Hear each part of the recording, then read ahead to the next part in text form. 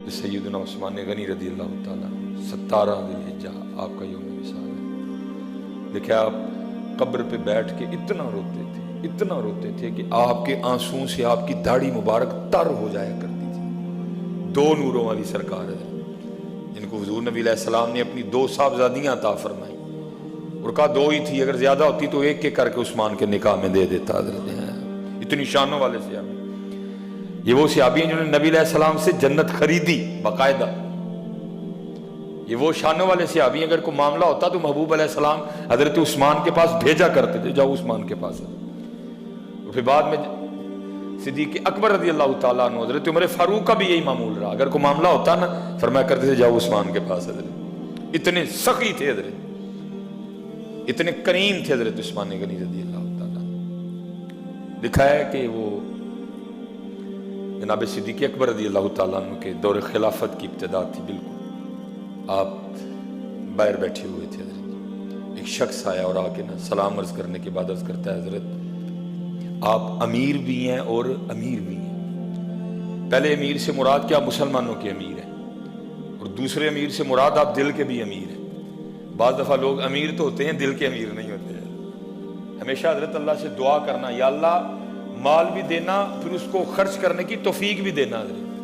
माल बड़े बड़े लोगों के पास है, खर्च करने की तौफीक नहीं है हजरत सबके पास। रो पड़ते हैं लोग जब अल्लाह के रास्ते में खर्च करने की बात। हमेशा अल्लाह से दुआ करना, या अल्लाह माल भी देना लेकिन उसको खर्च करने की तौफीक भी देना। आप सिद्दीक़ अकबर अमीर भी थे और अमीर भी थे। मैं वो शख्स अर्ज करता है, हुजूर मैं कोई आदि मांगने वाला नहीं, एक ताजिर हूँ, शाम से ताल्लुक है, बस कुछ हालात इस तरह के बने के पास ही कुछ नहीं रहा। मैंने किसी के पास जाना मुनासिब नहीं समझा, आपकी बारगाह में हाजिर हुआ हूँ, मुझे खाली ना लौटाइएगा। लेकिन सिद्दीक़ अकबर रज़ी अल्लाह ताला ने उस शख्स का हाथ पकड़ा तो अंदर ले गए। बाहर से हजरत जी घर बड़ा बेहतरीन था, लेकिन जब अंदर गए तो शामी बुजुर्ग कहते हैं कि चारपाई तो दूर की बात है, अंदर एक फटी चटाई बैठी थी, खुद भी उस पर बैठ गए और मुझे भी बिठाया। मेरे घर में तो खुद बैठने के लिए चारपाई भी नहीं है। हजरत जी ये थी रियासत मदीना। कहा इस तरह कर, तू उस्मान के पास चला जा। वो शामी कहते हैं जब मैं उठा ना तो मैंने जनाब सिद्दीक़ अकबर रज़ी अल्लाह ताला अन्हु की बारगाह में अर्ज़ की कि वहाँ जाके बताऊँ कि मुझे हज़रत अबू बकर ने भेजा है। आपने फरमाया तुझे कहने की नौबत ही नहीं आएगी, चला जा। अब वो शामी बुजुर्ग कहते हैं जब मैं हज़रत उस्मान गनी रज़ी अल्लाह ताला उनके घर पहुँचा ना, तो अब वहाँ जाके क्या सुनता हूँ, आप अपनी बीवी और बच्चों की तरबियत फरमा रहे हैं। और क्या कह रहे हैं, ये तुम दूध में शहद डाल के क्यों पीते हो? खबरदार आज के बाद दोनों को इकट्ठा ना करना। अगर शहद पीना है तो सिर्फ शहद पियो, अगर दूध पीना है तो सिर्फ दूध पियो। खबरदार आज के बाद दोनों को इकट्ठा ना किया जाए। अब वो शामी बुजुर्ग कहते हैं मैं बाहर खड़ा सुन रहा था, मैंने कहा हजरत अबू बकर सिद्दीक रज़ी अल्लाह ताला ने इनके पास भेजा है और इनका हाल तो ये है, अपनी बीवी और बच्चों की इस बात पे भी तरबियत फरमा रहे हैं कि तुम दूध और शहद इकट्ठा क्यों करते हो? अगर दूध पीना है तो इकट्ठा अलहदा पियो, तन्हा पियो, शहद ना डालो, और अगर शहद पीना है तो दूध ना साथ मिलाओ, अकेले पियो, मुझे क्या देंगे? वो शामी बुजुर्ग कहते हैं मैं वापस चल पड़ा। उतनी देर में हजरत उस्मान गनी रज़ी अल्लाह ताला अन्हु अपने काशाने मुबारक से बाहर तशरीफ लाए। फरासत वाले लोग थे ना, मुझे बुला के कहा भाई अगर आया तो बगैर मिले जा रहा है। कहते मैं वापस आया, आके मैंने सलाम अर्ज की, सलाम का जवाब भी मरहमत फरमाया, साथ मुस्कुराए भी। और मुस्कुराने की वजह यह थी कि सलाम के जवाब देने से उनको पता चल गया कि मेरे महबूब का उम्मती है, मेरे महबूब का उम्मती है कोई। कहने भाई तुझे जरा इंतजार, बड़े लोग बड़ी बातें, कहा तुझे जरा इंतजार करना पड़ गया, मैं जरा अपने बच्चों की तरबियत कर रहा था, बता कैसे आना होगा। और ये कह के ना अंदर से चारपाई मंगवाई और मुझे उस पर बैठा दिया। और कहते हैं हजरत उस्मान गनी रज़ी अल्लाह ताला उनके घर से मेरी ज़ियाफत के लिए सबसे पहले जो चीज आई ना वो दूध में शहद मिला हुआ था।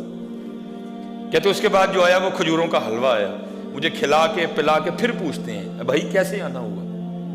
कहते मैंने अर्ज की हुजूर मैं एक ताजिर हूँ, कुछ मामलात इस तरह के बन गए कि मुझ पर बड़ा कर्ज आ गया। मैं जनाब सिद्दीक़ अकबर की बारगाह में हाजिर हुआ, उन्होंने आपकी तरफ भेजा। जब मैं आया ना तो आप अपने बीवी बच्चों की तरबियत फरमा रहे थे कि तुम दूध में शहद मिला के क्यों पीते हो? अगर दूध पीना तो तन्हा पियो, शहद पीना तो तन्हा पियो। तो मैं तो ये सुन के वापस जा रहा था कि जो बंदा सिर्फ अपने बच्चों को इस बात पे डांट रहा है कि 2 چیزیں جمع کیوں کرتے ہو تو مجھے کیا دے گا؟ لیکن حیرانگی کی بات ہے حضرت، آپ کے گھر سے سب سے پہلے جو چیز مجھے پلائی گئی ہے وہ دودھ اور شہد ہی ہے، یہ کیا معاملہ ہے؟ فرمایا بچوں کو اس لیے ڈانٹ رہا تھا کہ عثمان کے پیسے اس لیے نہیں ہیں کہ صرف آل عثمان اس سے لطف اندوز ہو، بلکہ یہ پیسے تو میں نے اس لیے رکھے ہوئے ہیں کہ میرے محبوب کی امت پہ خرچ ہو، اس لیے ان کو منع کر رہا تھا کہ دودھ بھی میٹھا ہے شہد بھی میٹھا ہے، دونوں کو کیوں ملاتے ہو؟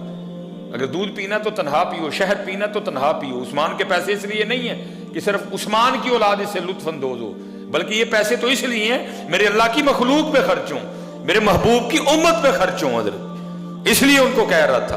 اور تجھے دودھ اور شہد اس لیے پیا کیونکہ تو مہمان بھی ہے، تو میرے محبوب کا امتی بھی ہے۔ اچھا کہتے میں نے اب اپنا معاملہ آگے بتایا بھی نہیں، فرمانے لگے وہ 2 اونٹ میں نے تیرے لیے تیار کی ہیں، سامان بھی ہے، پیسے بھی رکھوا دیے ہیں، ساتھ تیرے اور تیرے بچوں کے کپڑے بھی ہیں، جا لیتا جا۔ اور میں نے اس میں 4000 درہم بھی رکھوائے ہیں۔ کہتے میں بڑا حیران ہوا، وہ میں تو تھوڑے مانگنے آیا تھا، حضرت نے اتنے زیادہ عطا فرما دی ہیں۔ اچھا کہتے میں جب نکلنے لگا نا تو پھر دل میں خیال آیا کہ مال تو میرا ہے، لیکن جو اونٹ ہیں اب ان کے بارے میں نہیں پتا کہ ان کا کیا کرنا ہے۔ کہتے میں پھر واپس آیا، میں نے اس کی حضور مال تو میرا ہے، تو ان اونٹوں کا کیا کرنا ہے، واپس کرنے آنے ہیں؟ تو مسکرا کے فرما لیں گے اونٹ بھی دے رہی ہے، اونٹ بھی دے رہی ہے۔ کہتے میں نے شکریہ ادا کیا، تو آگے سے مسکرا کے فرمانے لگے میرا شکریہ نہ ادا کر، شکریہ ادا کرنا تو جا کے ابو بکر کا ادا کر ہے۔ یار اگر مال دیا نا اللہ نے تو اس کو خرچ بھی کرنا اللہ کی مخلوق پہ، نبی علیہ السلام کی امت پہ، کیونکہ مال بڑے بڑے لوگوں کے پاس ہے، خرچ کی توفیق نہیں ہے، اللہ سے توفیق مانگنا۔ اور میں تو اکثر کہا کرتا ہوں امیرو، وہ تمہارے لیے تو یاری بڑی سوکھی ہے، ہم غریبوں کے لیے تو بڑی اوکھی ہے۔ ہم تو روزے رکھیں گے، مجاہدے کریں گے، ساری رات شب بیداریاں کریں گے، پھر بھی پتہ نہیں یاری لگے گی کہ نہیں لگے گی۔ لیکن میرے محبوب نے فرمایا السخی حبیب اللہ، سخی اللہ کا دوست ہے۔ تمہیں تو اللہ نے کمال دے دیا، تم پتہ نہیں کیا کر رہے ہو، تم میں اس کو پکڑ کے رکھ رہے ہو۔ یاری لگاؤ اس کو اللہ کے راستے پہ خرچ کر کے، اللہ اور اللہ کے رسول کے لیے۔ تمہارے لیے تو بڑی آسان کر دی رب اللہ اور اللہ کے رسول نے، یہاں تو جان جائے گی پھر بھی پتہ نہیں دوستی لگے گی کہ نہیں لگے گی۔ فرمایا سخی حبیب اللہ، سخی دوست ہے اللہ کا، لگاؤ اللہ سے دوستی یار، اگر مال دی ہے اللہ نے، اس کو خرچ کرو، غریبوں پہ خرچ کرو، یتیموں پہ خرچ کرو، فقیروں پہ خرچ کرو، مسکینوں پہ خرچ کرو، جو آپ کے نیچے لوگ کام کر رہے ہیں ان پہ خرچ کرو۔